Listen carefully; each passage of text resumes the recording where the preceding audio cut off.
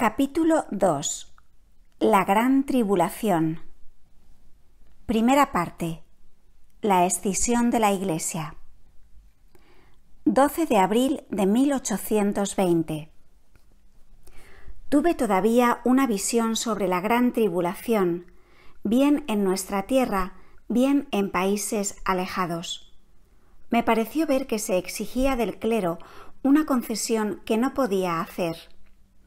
Vi muchos ancianos sacerdotes y algunos viejos franciscanos que ya no portaban el hábito de su orden, y sobre todo un eclesiástico muy anciano llorar muy amargamente. También vi a algunos jóvenes llorar con ellos. Vi a otros, entre los cuales todos tibios, se prestaban gustosos a lo que se les demandaba. Vi a los viejos, que habían permanecido fieles, someterse a la defensa con una gran aflicción y cerrar sus iglesias. Vi a muchos otros, gentes piadosas, paisanos y burgueses, acercarse a ellos. Era como si se dividieran en dos partes, una buena y una mala. Segunda parte. El rosario, arma del combate escatológico. Como los propagadores de las luces tenían un odio muy especial a la devoción del rosario, la importancia de esta devoción me fue mostrada en una visión de sentido muy profundo. Después de esto, de la visión de los propagadores de las luces, enemigos del rosario, Ana Catalina hizo la descripción del rosario. Pero fue imposible al peregrino, el transcriptor de sus visiones, reproducir sus palabras. Ella misma, en el estado de vigilia, no podía expresar bien lo que había visto. Los diversos Ave María eran estrellas formadas por cientos de piedras preciosas, sobre las cuales los patriarcas y los ancestros de María estaban figurados en escenas que se relacionaban con la preparación de la encarnación y con la redención. Así, este rosario abrazaba al cielo y la tierra, Dios, la naturaleza, la historia, la restauración de todas las cosas y del hombre por el Redentor que ha nacido de María. Y cada figura, cada materia, cada color, según su significado esencial, era empleado para la realización de esta obra de arte divino. Tercera parte. La traslación de la Iglesia. Llegué a la casa de San Pedro y San Pablo en Roma y vi un mundo tenebroso lleno de angustia, de confusión y de corrupción. Vi al Santo Padre en una gran tribulación y una gran angustia respecto a la Iglesia. Vi la iglesia de San Pedro que un hombre pequeño llevaba sobre sus hombros. Tenía algo de judío en los trazos del rostro. El asunto parecía muy peligroso. María estaba de pie sobre la iglesia en el lado norte y extendía su manto para protegerla. Ese hombrecito parecía sucumbir. Parecía ser todavía laico y yo lo conocía. Los 12 hombres que veo siempre como nuevos apóstoles debían ayudarle a llevar su carga, pero ellos venían demasiado lentamente. Parecía que él caería bajo el peso de la carga. Entonces finalmente llegaron todos ellos, se pusieron debajo, y numerosos ángeles vinieron en su ayuda. Eran solamente los cimientos y la parte posterior de la iglesia, el coro y el altar. Todo el resto había sido demolido por la secta y por los servidores de la iglesia mismos. Ellos llevan la iglesia a otro lugar, y me parece que varios palacios caían ante ellos como campos de trigo que se cosechan. Cuando incluso no quedara más que un solo cristiano católico, la iglesia podría triunfar de nuevo. Cuando vi la iglesia de San Pedro en su estado de ruina y como tantos eclesiásticos trabajaban, estos también a la obra de destrucción, sin que ninguno de ellos lo hiciera abiertamente ante los demás, sentí tal aflicción que grité hacia Jesús con todas mis fuerzas, implorando su misericordia. Entonces vi ante mí a mi esposo celeste bajo la forma de un hombre joven y me habló durante largo tiempo. Él dijo, entre otras cosas, que esta traslación de la Iglesia de un lugar a otro significaba que ella estaba en completa decadencia, pero que reposaba sobre esos porteadores y se rebelaría con su ayuda. Incluso cuando solo quedara un solo cristiano católico, la Iglesia podría triunfar de nuevo, ya que ella no tiene su fundamento en la inteligencia ni en los consejos de los hombres. Él me mostró entonces cómo nunca habían faltado personas orando y sufriendo por la Iglesia. Me hizo ver todo lo que él mismo había sufrido por ella, qué virtud había dado a los méritos y a los trabajos de los mártires, y cómo él padecería de nuevo todos los sufrimientos inimaginables si le fuera posible sufrir de nuevo. Me mostró también en escenas innumerables la deplorable conducta de los cristianos y de los eclesiásticos en esferas cada vez más vastas, extendiéndose a través del mundo entero, incluido mi país. Después me exhortó a perseverar en la oración y el sufrimiento. Era una escena inmensa e indeciblemente triste que es imposible describir. Se me mostró también que ya no hay apenas cristianos en el antiguo sentido del término, por lo mismo que todos los judíos que existen todavía hoy son puros fariseos, solamente más endurecidos que los antiguos. No hay más que el pueblo de Judith en África, que es semejante a los judíos de antaño. Esta visión me llenó de tristeza. Cuarta parte. La tormenta. Vi una gran tormenta venir del norte. Avanzaba en semicírculo hacia la ciudad de alta torre, Viena, y se extendía también hacia el poniente. Vi a lo lejos combates y surcos de sangre en el cielo por encima de varios lugares, y vi acercarse infinitas desgracias y miserias para la Iglesia. He visto en esta villa, Roma, terribles amenazas viniendo del norte. Vi el sacrificio de Isaac en el monte Calvario. La parte de atrás del altar estaba vuelta hacia el norte. Los patriarcas colocaban siempre así el altar porque el mal venía del norte. Oh ciudad, Roma, ¿de qué estás amenazada? La tormenta está próxima, mantente en guardia, pero espero que permanezcas inquebrantable. Vi a Roma en un estado tan deplorable que la menor chispa podía prender fuego por todas partes. Vi a Sicilia en sombras, espantosa y abandonada por todos aquellos que pudieran huir. Un día, estando en éxtasis, ella exclamó en voz alta y gimió: «Veo la Iglesia completamente aislada y como completamente abandonada. Parece que todo el mundo huye de ella. Todo está en lucha a su alrededor. Por todas partes veo grandes miserias, el odio, la traición y el resentimiento, el conflicto, el abandono y una ceguera completa.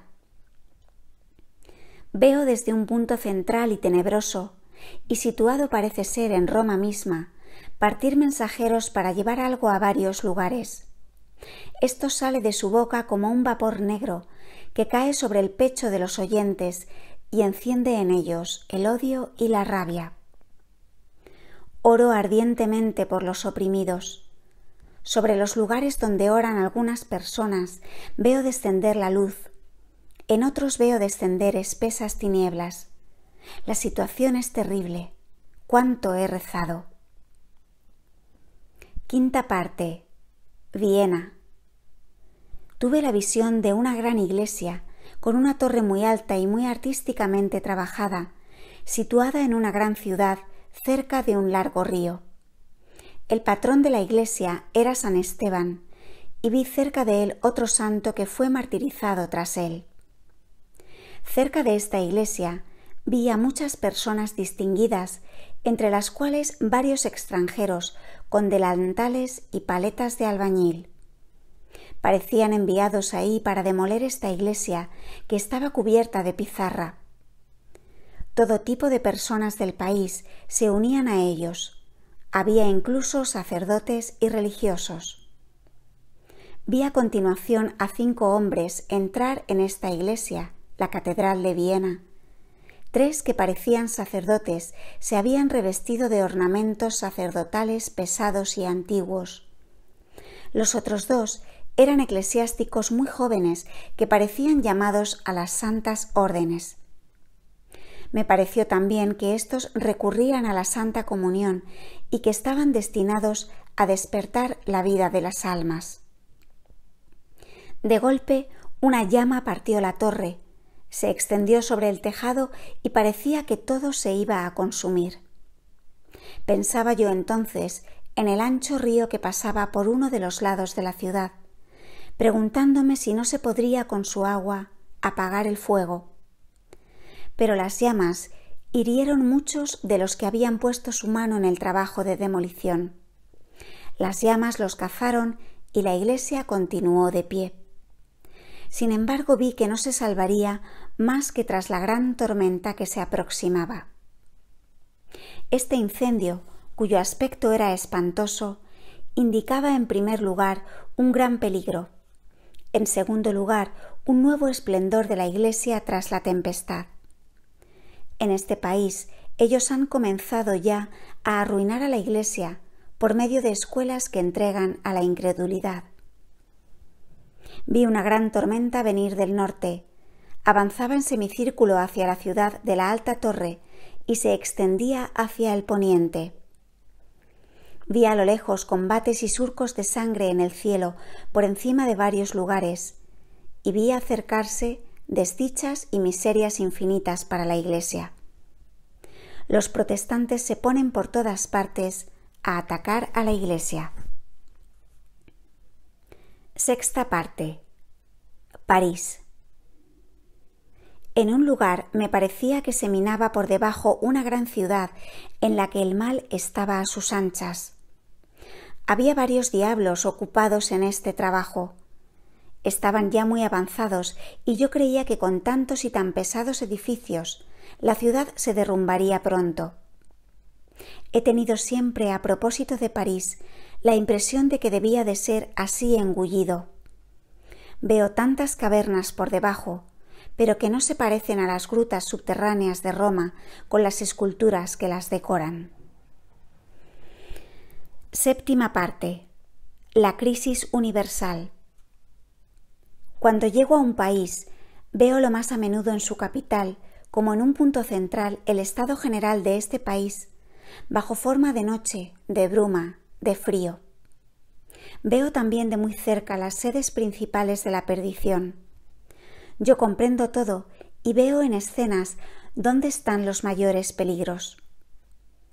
De estos focos de corrupción veo derrames y cenagales extenderse a través del país, como canales envenenados, y veo en medio de todo esto a gentes piadosas en oración. Las iglesias donde reposa el Santo Sacramento, los cuerpos innumerables de santos y bienaventurados, todas las obras de virtud, de humildad, de fe, ejercer una acción que sofoca, que apacigua, que detiene el mal, que ayuda donde hace falta. A continuación tengo visiones donde los malvados, como los buenos, pasan ante mis ojos. Veo planear sobre ciertos lugares y ciertas ciudades apariciones espantosas que les amenazan con grandes peligros o incluso con una destrucción total. Veo tal lugar derrumbarse de alguna manera en la noche. En otro veo la sangre correr a ríos en las batallas libradas en el aire, en las nubes. Y estos peligros, estos castigos, no los veo como cosas aisladas, sino que los veo como consecuencias de lo que pasa en otros lugares donde el pecado estalla en violencias y en combates encarnizados. Y veo el pecado devenir en la vara que golpea a los culpables. Atravesaba la viña, la diócesis de Saint-Luger, Múnich, donde encontré todo en sufrimiento como anteriormente, y pasé por la viña de Saint-Liboire, Paderborn, donde trabajé en último lugar y que encontré en vías de mejora. Pasé por el lugar, Praga, donde reposan San Juan Nepomuceno, San Venceslao, Santa Lumidla y otros santos. Había muchos santos, pero entre los vivos pocos sacerdotes piadosos, y me parecía que las personas buenas y piadosas se mantenían escondidas ordinariamente. Iba siempre hacia el mediodía, tras esa subida hacia el nordeste, y pasaba delante de la gran ciudad, Viena, que domina una alta torre y alrededor de la cual hay muchas avenidas y barrios. Dejaba esta ciudad a la izquierda y atravesé una región de altas montañas, los Alpes austríacos, donde todavía había por aquí y por allá mucha gente piadosa, especialmente entre aquellos que vivían dispersos. Después, yendo siempre hacia el mediodía, llegué a la villa marítima, Venecia, donde vi recientemente a San Ignacio y sus compañeros. Vi ahí también una gran corrupción. Vi a San Marcos y otros santos. Iba por la viña de San Ambrosio, la diócesis de Milán. Me acuerdo de muchas visiones y de gracias obtenidas por la intercesión de San Ambrosio, sobre todo la acción ejercida por él sobre San Agustín. He aprendido muchas cosas sobre él y, entre otras, que había conocido a una persona que tenía en un cierto grado el don de reconocer las reliquias. Tuve visiones a propósito de ese asunto y creo que él ha hablado de ello en uno de sus escritos. Llegué a la casa de San Pedro y San Pablo, en Roma, y vi un mundo tenebroso lleno de angustia, de confusión y de corrupción. Vi en esta ciudad terribles amenazas viniendo del norte. Octava parte. España. Partiendo de ahí, atravesé el agua, el Mediterráneo, tocando a las islas donde hay una mezcla de bien y de mal, y encontré que los más aislados eran los más felices y los más luminosos. Después fui a la patria de Francisco Javier, España, porque yo viajaba en la dirección del poniente. Vi allí numerosos santos y vi el país ocupado por soldados rojos. Su jefe, el de España, estaba hacia el mediodía, más allá del mar. Vi a este país donde se encontraba el jefe, pasablemente tranquilo en comparación de la patria de San Ignacio, en donde yo entré a continuación, y vi en un estado espantoso.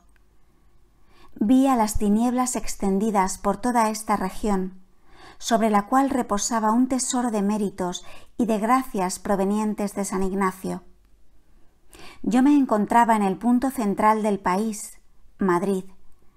Reconocí el lugar donde mucho tiempo antes yo había visto en una visión a inocentes arrojados en una hoguera. Vi finalmente a los enemigos del interior avanzando por todos los lados y aquellos que atizaban el fuego, arrojados ellos mismos a la hoguera. Vi enormes abominaciones extenderse sobre el país. Mi guía me dijo: «Hoy Babel está aquí». Y vi por todo el país una larga cadena de sociedades secretas, con un trabajo como en Babel, y vi el encadenamiento de estas cosas hasta la construcción de la torre, en un tejido fino como una tela de araña, extendiéndose a través de todos los lugares y toda la historia. El producto supremo de esta floración era Semiramis, la mujer diabólica. Vi destruir todo lo que era sagrado y la impiedad y la herejía hacer irrupción. Había una amenaza de guerra civil próxima y de una crisis interior que iba a destruirlo todo. Novena parte. Irlanda. Desde este desgraciado país, España, fui conducida por encima del mar, aproximadamente hacia el norte, en una isla donde estuvo San Patricio, Irlanda. No había más que católicos, pero estaban muy oprimidos. Tenían, sin embargo, relaciones con el Papa, pero en secreto. Había todavía mucho de bueno en este país, porque las personas estaban unidas entre ellas. De la isla de San Patricio llegué por encima de un brazo de mar de Irlanda, a una gran isla. Estaba sombría, brumosa y fría. Vi por aquí y por allá algunos grupos de piadosos sectarios. El resto estaba todo en una gran fermentación. Casi todo el pueblo estaba dividido en dos partidos, y ellos estaban ocupados en intrigas tenebrosas y desagradables. El partido más numeroso era el más malo. El menos numeroso tenía a los soldados a sus órdenes. No valía tampoco gran cosa, pero sin embargo valía más. Vi una gran confusión y una lucha que se aproximaba, y vi el partido menos numeroso tomar el poder. Había en todo esto abominables maniobras. Había traiciones mutuas. Todos se vigilaban los unos a los otros y cada uno parecía ser el espía de su vecino. Encima de este país vi una gran cantidad de amigos de Dios pertenecientes a los tiempos pasados. Cuántos santos reyes, obispos, propagadores del cristianismo que habían venido de allí hacia Alemania a trabajar en nuestro beneficio. Vi a Santa Walburge, el rey Eduardo, Edgar y también Santa Úrsula. Vi mucha miseria en el país frío y brumoso. Vi la opulencia, vicios y numerosos navíos.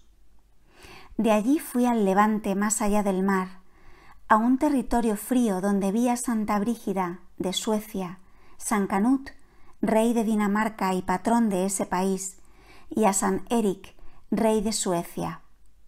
Este país estaba más tranquilo y más pobre que el precedente, pero era también frío, brumoso y sombrío. No sé ya más qué es lo que he visto y hecho allí. Todo el mundo era protestante. Desde ese lugar fui a un inmenso territorio, Rusia, completamente tenebroso y lleno de maldad. De allí surgían grandes tormentas. Los habitantes eran de un orgullo inusitado. Construían grandes iglesias y creían tener la razón de su parte. Vi que se armaban y que se trabajaba por todos los lados. Todo era sombrío y amenazante. Vi ahí a San Basilio y a otros. Vi sobre el castillo de tejados deslumbrantes el maligno que se mantenía en las agujas. Mientras que todo esto surge como un desarrollo de los cuadros tenebrosos que veo en la tierra en estos países, veo los buenos gérmenes luminosos que hay en ellos dar nacimiento a escenas situadas en una región más elevada. Veo por encima de cada país un mundo de luz que representa todo lo que se ha hecho por él por los santos, hijos de ese país, los tesoros de gracia de la Iglesia que ellos han hecho descender sobre él por los méritos de Jesucristo. Vi por encima de iglesias devastadas planear iglesias en la luz. Vi a los obispos y los doctores, los mártires, los confesores, los videntes y todos los privilegiados de la gracia que han vivido allí. Entro en las escenas donde figuran sus milagros y las gracias que ellos han recibido, y veo las visiones, las revelaciones, las apariciones más importantes que ellos han recibido. Veo todas sus vidas y sus relaciones, la acción que han ejercido de cerca o de lejos, el encadenamiento de sus trabajos y los efectos producidos por ellos hasta las distancias más alejadas. Veo todo lo que ha sido hecho, cómo ha sido todo ello aniquilado, y cómo con todo la bendición permanece siempre sobre las vías que ellos han recorrido, como ellos permanecen siempre en unión con su patria y su rebaño por la intermediación de gentes piadosas que guardan su memoria, y particularmente como sus osamentas, allí donde reposan, son, por medio de una relación íntima que las religa a ellos, fuentes de su caridad y de su intercesión. Sin el socorro de Dios no se podrían contemplar tantas miserias y abominaciones hacia esta caridad y esta misericordia sin morir por ello de dolor. 10ª parte. La naturaleza herida de muerte. Vi la tierra como una superficie redonda que estaba cubierta de oscuridad y de tinieblas. Todo se desecaba y parecía perecer. Vi esto con detalles innumerables en criaturas de toda especie, tales como árboles, arbustos, las plantas, las flores y los campos. Era como si el agua hubiera sido quitada de los arroyos, las fuentes, los ríos y los mares, o como si ella volviera a su origen, a las aguas que están por encima del firmamento y alrededor del paraíso. Atravesé la tierra desolada y vi los ríos como líneas delgadas, los mares como negros abismos donde no se veía más que algunos charcos de agua en el centro. Todo el resto era un fango espeso y turbio en el cual veía animales y peces enormes atrapados, luchando contra la muerte. Iba lo suficientemente lejos para poder reconocer la orilla del mar, donde yo había visto antes ahogar a San Clemente. Vi también lugares y hombres en el más triste estado de confusión y de perdición, y vi, a medida que la tierra se volvía más desolada y más árida, las obras tenebrosas de hombres que las cruzaban. Vi muchas abominaciones con un gran detalle. Reconocí Roma y vi a la Iglesia oprimida y su decadencia en el interior y en el exterior. 11ª parte. 50 o 60 años antes del año 2000. En medio del infierno había un abismo espantoso. Lucifer fue precipitado allí cargado de cadenas. Una espesa humareda lo rodeaba por todas partes. Su destino era regulado por una ley que Dios mismo había dictado. Vi que 50 o 60 años, si no me equivoco, antes del año 2000, Lucifer debía salir durante algún tiempo del abismo. Vi muchos otros datos que he olvidado.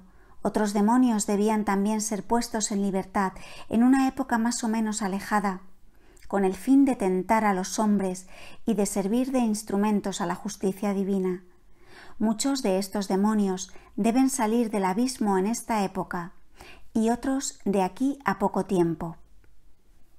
Vi que los apóstoles fueron enviados a la mayor parte de la tierra para abatir por todas partes el poder de Satán y para aportar bendiciones, y que las regiones donde operan eran las que habían sido más fuertemente envenenadas por el enemigo.